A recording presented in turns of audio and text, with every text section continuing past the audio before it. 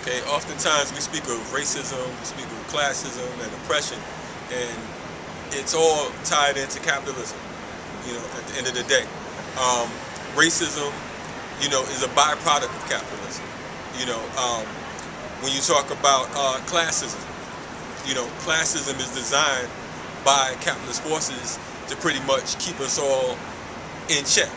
You know what I'm saying? You want to keep the rich against the poor, the middle class against the rich, whatever, so on and so forth. At the end of the day, there's different tiers here in the United States. You have the have-nots, you know what I'm saying, and you have the haves.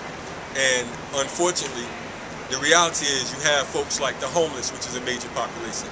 You have the folks in prison, the so-called street elements, who are pretty much looked at as the lesser than in society.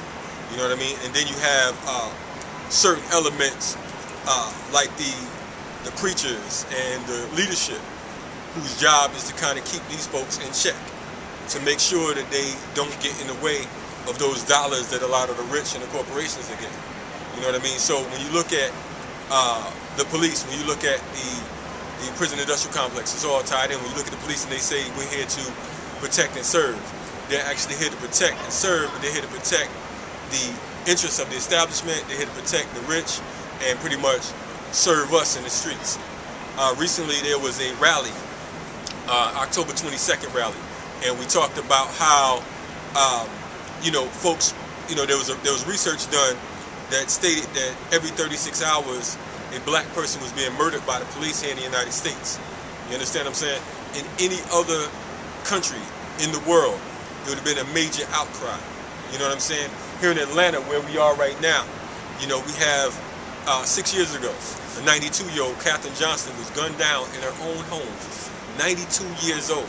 The police broke into the house, broke the burglar bars off, came in unannounced, plain clothes, Timberland shoes on, hoodies, the whole nine.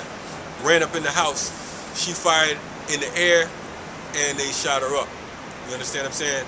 Then they had the nerve to plant drugs inside of her basement and say that she was a drug dealer.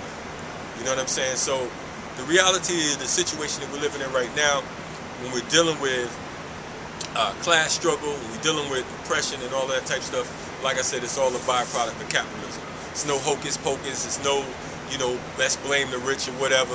The reality is this country was built off of thievery, it was built off of murder, it was built off of rape. Now, if you look at me and you say, well, that's just some empty rhetoric or whatever, take note and think about Thanksgiving. We just had the whole Thanksgiving celebration or commemoration, which was basically, reminder to the natives of this country that there was no feast. It was a massacre. You understand what I'm saying? And it was the scalping of the natives. So we look at this country right now where you had a population full of indigenous people. And then all of a sudden, they've pretty much been, totally destroyed. Genocide was committed right here. And, what do? We celebrate it by, by some animal cruelty. Let's have some turkey or something. Let's go kill some birds. You know what I mean? And let's celebrate it. So that's what it's all about.